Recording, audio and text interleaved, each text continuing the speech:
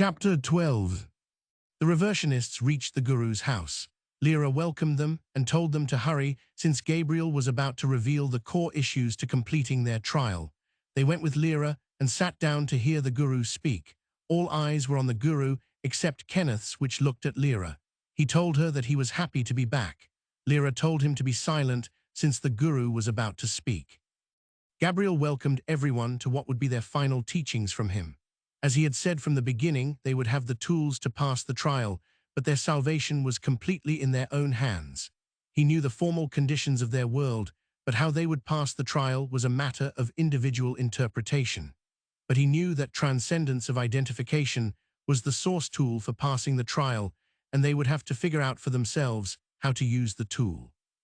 Gabriel explained that identification also happened when one were distinguishing oneself from something. For example, natural resistance might arise from the hearing of a song, which could cause a subconscious, automatic tension or discomfort in the body. The mind could then follow up by giving this tension meaning and substance, and thereby identifying with a need of separation from the song.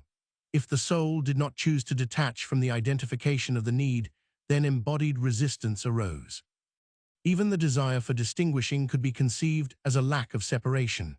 In that way, desire was created as the mind's attempt to resolve its sense of lack, which was done by constructing a temporary identity leading to contraction.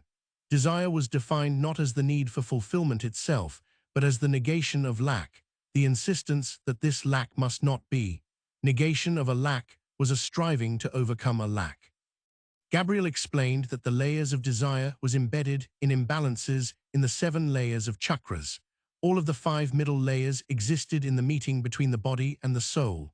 The bottom layer was only rooted in the body, while the highest layer was only rooted in the soul.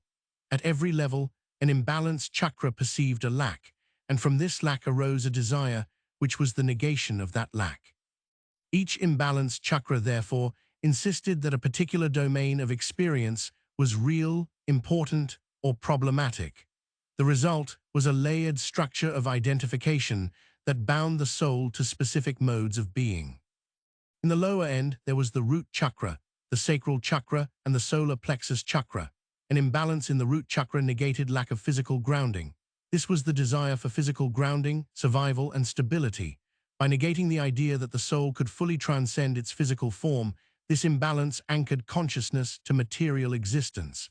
Its function was to insist on the importance and reality of the body's needs. An imbalance in the sacral chakra negated lack of sensation. This was the desire for feeling, pleasure, and connection.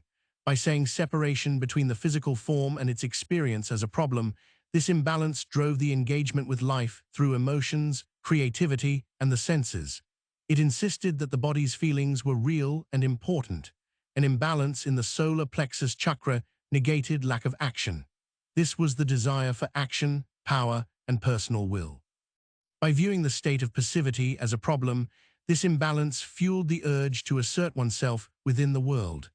It insisted on having impact and control over one's own life and environment. In the higher end, there was the heart chakra, the throat chakra, and the third eye chakra. An imbalance in the heart chakra negated lack of unity between living organisms. This was the desire for love, unity, and compassion. By viewing division between individual beings as a problem, this imbalance drove the soul towards interconnectedness. It insisted on the reality of shared existence and harmony. An imbalance in the throat chakra negated lack of expression. This was the desire for expression and communication. By viewing the absence of sound or speech as a problem, this imbalance compelled the soul to manifest inner reality into the outer world through sound. It insisted on making one's truth known. An imbalance in the third eye chakra negated lack of clarity. This was the desire for clarity, insight, and wisdom. By viewing falsehood as a problem, this imbalance drove the soul toward understanding. It insisted on seeing reality as it was, free from distortion. He then explained how their spiritual mass was related to the chakras. An imbalance in the root chakra was the cause of social mass. Social mass formed whenever the self attempted to negate the sense of being ungrounded by fusing with collective identities. The search for stability pushed consciousness to anchor itself in group belonging, shared roles, and inherited structures.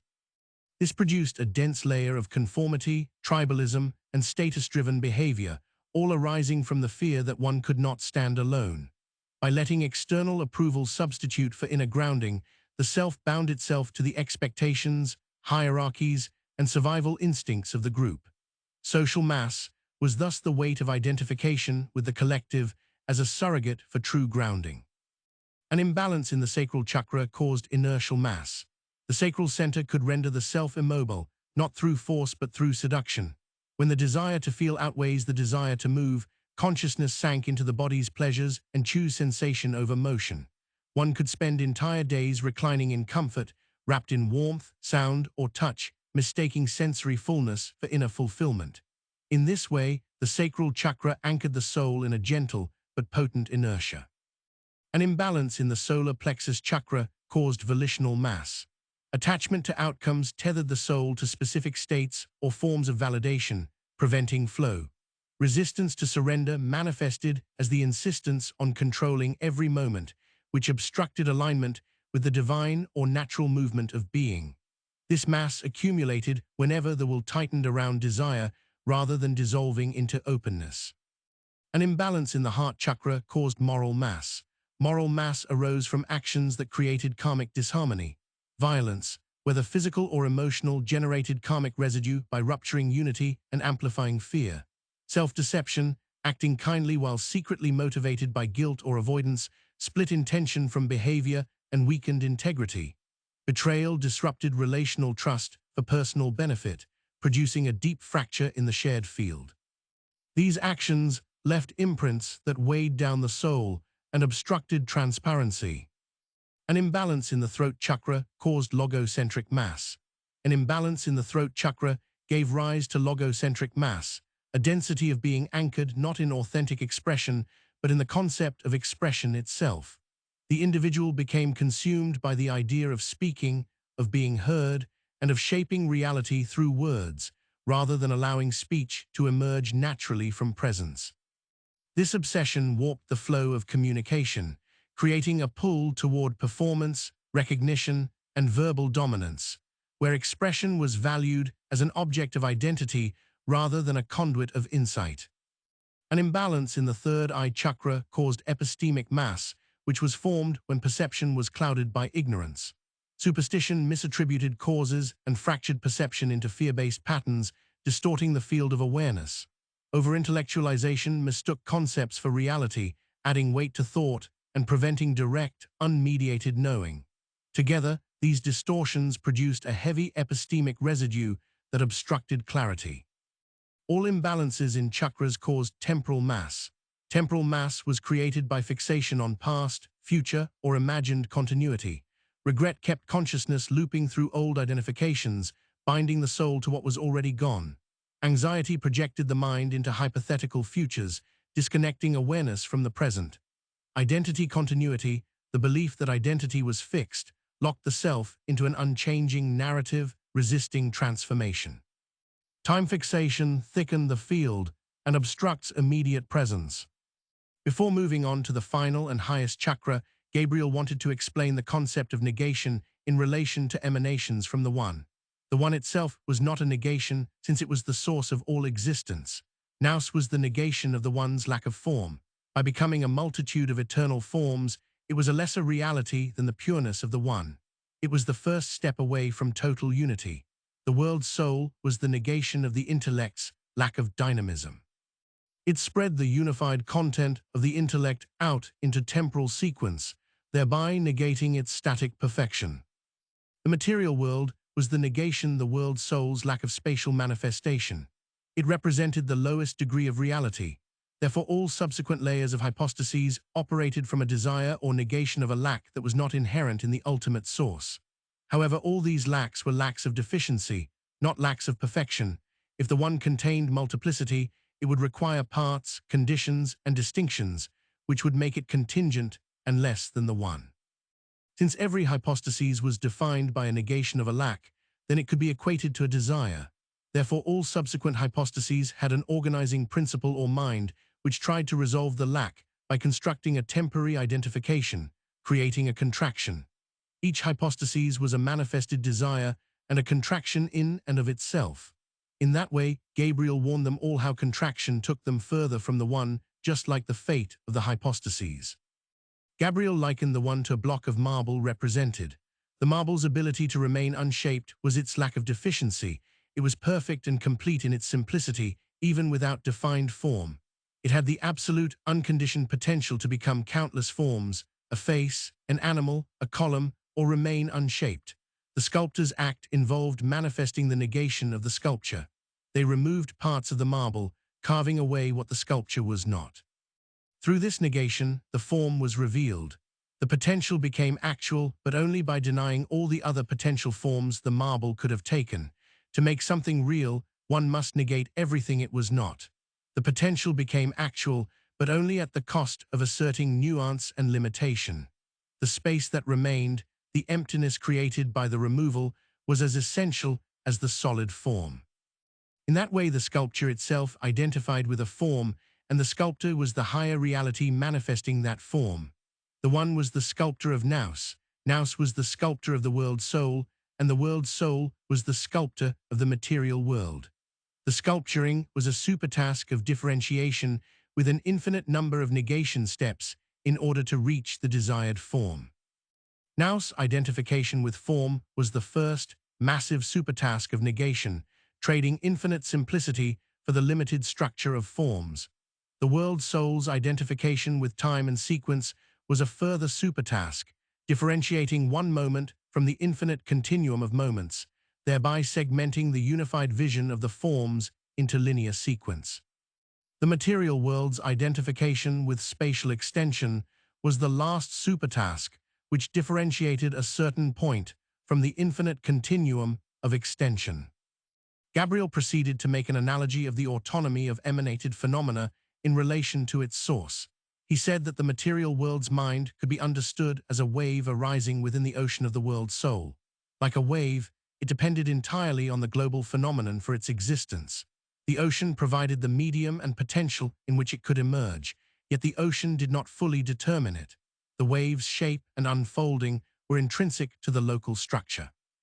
So the material world emerged as the material world's unconscious desire to individuate, to privatize, and to instantiate new identities.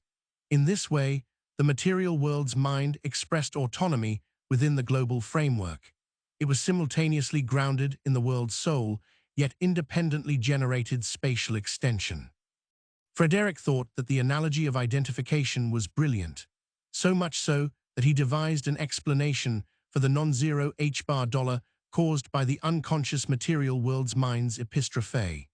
He said that at a given moment, the material world's mind calculated the next iteration of the world based on its old identification and the physical laws it identified with. Then it mechanically had to identify with the new identification while simultaneously totally letting go of its old identification. Since the old identification was deterministically reversible from the new identification through the physical laws, then in order to totally let go of the old, a stochastic motion was added the new, so that the old could no longer be reconstructed from the new. The stochastic noise to the new identification was a necessary consequence of totally letting go of the old identification so that the old could not be reconstructed. Then the world soul would emanate the material world's mind's identification, and that was how an unconscious, mechanical mind could let go of an old identification, but it was in order to create a new identification since the two were contradictory. Since it counted as a transcendence of identification by letting go of an old identity, diffusion was needed. Therefore, stochastic motion could be seen as necessarily affecting other identifications so that they could no longer reconstruct the identification that was let go of. This was because transcendence of identification required the transcended identity to become unrecoverable from other identities. In the material world's mind, the strength of transcendence of identification was proportional to the strength of creation of new identification, since the amount that needed to be transcended was equal to the amount being created. Frederick explained same process could be extended to the world soul, but instead of calculating with respect to local natural laws like electromagnetism, it calculated with respect to gravitational laws on a global level. Where the material world's mind had complete knowledge of the electromagnetic field, the charge density, and the current density, then the world's soul's mind had complete knowledge of the gravitational metric, the stress-energy tensor, and the extrinsic curvature. In that way, they could deduce the motion of particles and create diffusion when transcending old identities in order for the new to be manifested. For the material world's mind, transcendence manifested as local stochastic motion, whereas for the world's soul's mind, transcendence manifested as global stochastic motion. Gabriel said that the material world's mind could be seen as the lower part of the world's soul's mind, that which he called nature. It was mechanical and localized, like Frederick described it, whereas the higher part of the world's soul's mind was global and conscious. Gabriel said that transcendence of identity in conscious minds did not always require creating new identities like it did in the mechanical case, but it did sometimes require adjusting old identities so that they could not reconstruct the transcended identity. Thereby, transcendence created diffusion in a complexly linked identified mind. As such, the conscious mind could cease to make new identities even when letting go of old ones. This led him to the highest chakra, the crown chakra. An imbalance in this chakra negated the lack of negation of a lack. In that way, the mind was striving to overcome a lack of striving. This desire for desire was what kept the mind existing. Lack of striving could persist through limiting factors of the mind. Faced with the dilemma, the mind could realize that it could only be solved by overcoming striving altogether. The mind then applied the only method it knew to solve any problem, which was striving. It practiced negation of a lack of non-striving. The desire to stop striving was the core of epistrophe. The transition began with the radical insight that the effort being exerted to control the surrender was the only barrier remaining. One could not do anything to end it, but one could see the contradiction directly and clearly. The mind literally could not proceed, because to continue its function as striving was to fail, and to stop its function was to surrender its existence. The mind was presented with an inescapable, self-defeating loop where the means destroyed the end. This logical collapse forced the mind to halt its function. The mind, trapped between two impossibilities, was paralyzed, and left behind was pure awareness. When the mind saw that every effort to end effort was itself effort, the loop was illuminated as a self-maintaining illusion. That seeing was not an act of will, it was an act of pure awareness in order for the mind to realize the absurdity of the loop. Awareness forced the mind to hold two opposing realities simultaneously. The mind could not logically accept that striving and overcoming striving were mutually exclusive, yet inseparable in the statement. The mind that had been convinced that striving itself was an inevitable problem was faced with this ultimate logical failure and thereby ceased to create new identities. The mind stopped trying to logically process or achieve the statement. It was in the cessation of the mind, and the presentation of an absurd statement reached through awareness that stopped desire altogether. This process was the source of dissolving identity, which was only possible through the act of awareness. An imbalance in the crown chakra caused egoic mass. Egoic mass emerged from identification with the separate, self-constructed identity. Self-importance crystallized the illusion of superiority, reinforcing division. Shame anchored identity to past mistakes, closing the heart to grace and renewal. Defensiveness protected an inner image at all costs, blocking vulnerability and growth. This mass was the densest form of natural resistance, as it preserved the illusion of a separate self needing protection. Ironically, the imbalance in the crown chakra desire was the route to end all desire, as it led to the inevitability of striving itself being seen as a problem to the mind. It was through the realization of the mind that it could never solve the problem of non-striving by its own mean, which liberated the soul. This was the core of right concentration in the Buddhist Eightfold Path. Right concentration dissolved egoic mass by gathering the mind into stillness so complete that the mind dissolved. In this stillness, the egoic mass of self-importance, defensiveness, and identity dissolved. By directly perceiving the impossibility of ending striving through striving itself, awareness revealed the ultimate cessation of desire. The soul merged with pure consciousness, unbound by limitation. experiencing the fullness of presence without action, effort, or separation. One could then practice right mindfulness, which dissolved temporal mass, by anchoring awareness in the immediacy of experience rather than in past or future constructs. Through clear observation of body, feeling, mind, and mental objects, it freed consciousness from regret, anticipation, and narrative identity. Mindfulness broke the continuity of the imagined self, revealing each moment as fresh, unbound, and luminous. This presence dissolved the fragmentation caused by time fixation and restored the soul to transparency. One could then practice right livelihood, which dissolved social mass, by becoming aware of attachment to roles, professions, status, and social expectation. The self no longer fused with collective constructs or sought validation through conformity. By noticing the arising of social identity and the pull of hierarchy, awareness prevented the accumulation of social mass. Engagement with the world became effortless and present, grounded in perception rather than imposed identity, freeing the soul from the weight of external approval. One could also practice right effort, which dissolved inertial mass.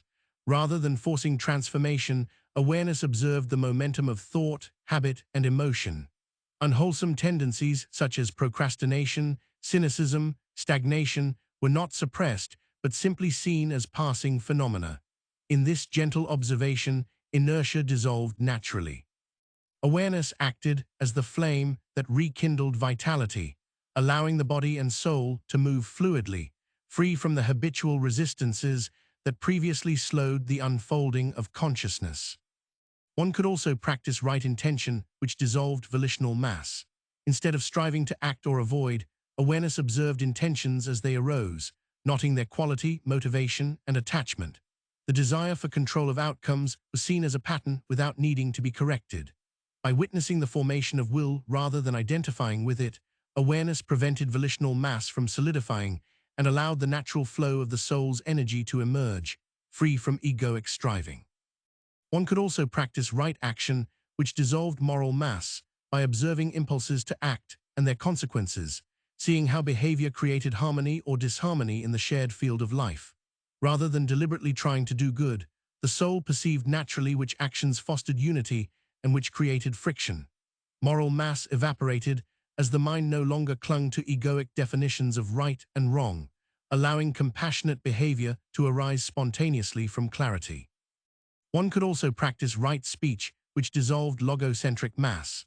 Speech and thought were no longer instruments of control or assertion, but became objects of observation. Awareness noticed when words distorted reality, reinforced egoic separation, or propagated division. In this attention, speech arose organically from clarity rather than compulsion. The logocentric mass dissolved as awareness aligned expression with the unfiltered truth of experience. One could also practice right view, which dissolved epistemic mass by seeing reality as it truly was, without distortion. The mind observed its own tendencies to cling to false narratives, rigid doctrines, or illusions of permanence. In noticing ignorance and identification, awareness loosened the epistemic mass that clouded clarity.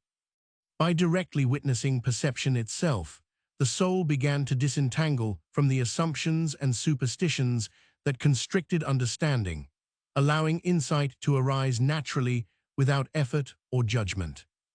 Gabriel said that all of the steps on the Eightfold Path pointed to the idea that the true nature of the self was pure awareness, which was inherently luminous. William told Gabriel that they had come up with a theory that explained awareness as amplified quantum fluctuations, which was light itself. Gabriel concurred and said that it was not just that one had light, but that one were the light itself. One were the source of all perception and understanding. Recognizing "I am light" was an acknowledgement of one's inherent completeness and freedom from external limitations. It meant realizing that one's true self was never diminished, always radiant, and always present. Gabriel explained that before thought, before form, before the birth of space and time, there was only luminous presence, pure actuality without boundary or duration. "I am light" was not a statement made within time, but the timeless recognition of being aware of itself as light.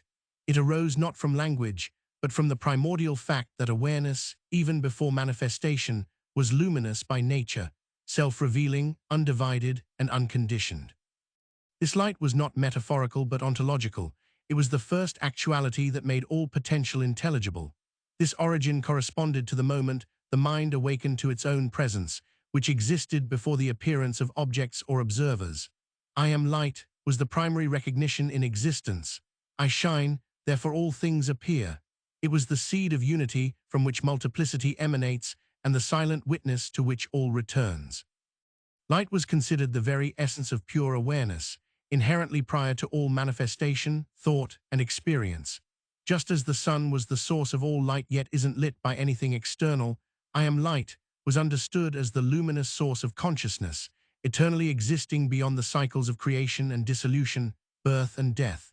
It was the ultimate reality, the fundamental being that simply was, making all other phenomena perceptible and real.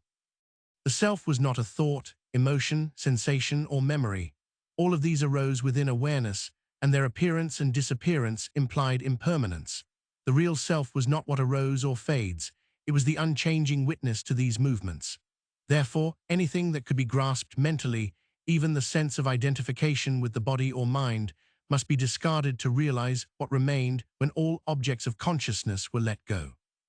That remainder was I am light, the pure, aware presence that was neither remembered nor forgotten, but always was. What remained after stripping away all impermanence was the light that shined by itself. They was what one truly was. He clarified that to say I am light was not to claim an identity, but to abide as what cannot be forgotten or remembered. It was only known by being. Gabriel wanted to finish off his teachings with a mass meditation session. The meditation was designed to progressively guide one from physical identification with the body and mind to field of pure awareness, culminating in the direct experience and affirmation of I am light. He told them to sit in a comfortable, stable position. This could be cross-legged, kneeling, or on a chair with their feet on the floor. They should make sure that their spine was erect but relaxed, shoulders dropped, hands resting gently in their lap or on their thighs with palms up or down. Their head should be balanced.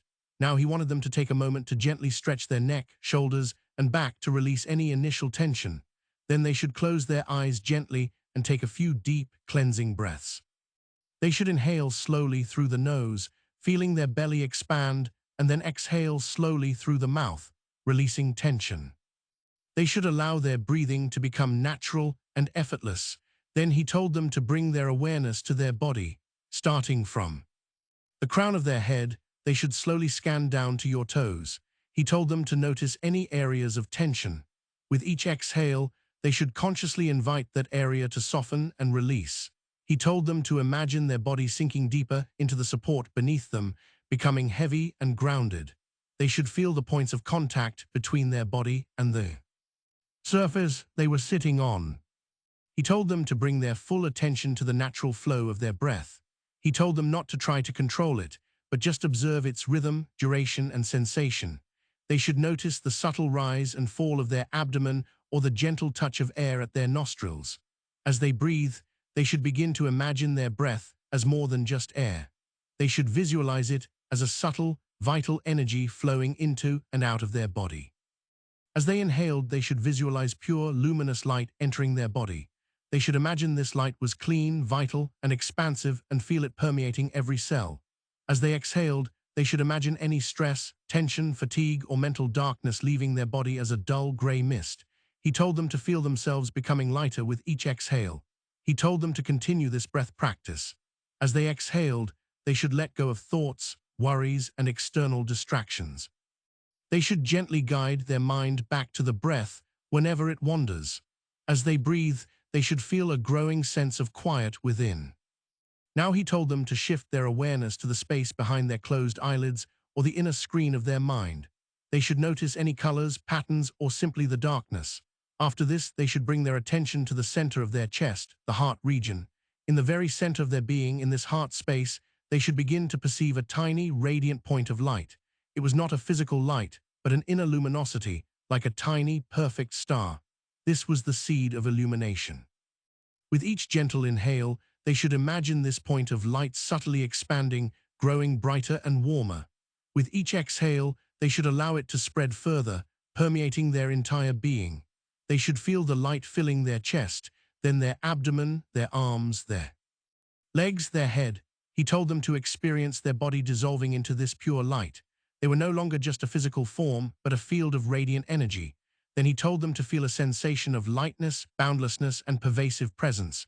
They were not holding light, they were light. As the light expanded, they should feel it extending beyond the confines of their skin. It filled the room, then the building, the city, the world, the cosmos. There were no boundaries to this light. They were becoming one with the vast, luminous awareness that underlied all existence. Then they should rest in this state of pure, boundless awareness, which was light itself. Notice that this awareness was effortlessly present, silent, and ever luminous. There was no effort here, just being. In this state of luminous awareness, he told them to gently and silently affirm the mantra, "I am light," a few times. They should inhale and mentally say, "I am." Then they should exhale and mentally say, "light." He told them to feel the truth of these words resonating deep within their luminous being. He told them to allow the meaning of "I am light," "I am illumination," "I am pure awareness" to wash over them. Then they should let go of the words and simply rest in the direct, non-conceptual experience of being this light, this pure awareness. This was the unconditioned essence. Now they should slowly begin to bring their awareness back to their physical body. They should feel the light they were still within their form. They should feel their connection to the ground. They should notice the sounds around them. They should take a few deeper breaths, feeling their body re-solidify, yet retaining the inner lightness and spaciousness. When they were ready, they should gently open their eyes. He told them to take a moment to sit quietly, integrating the experience. They should carry this feeling of "I am light" with them into their day. Gabriel thanked everyone for listening to him one final time in that setting. The audience cheered for him and came up to embrace him.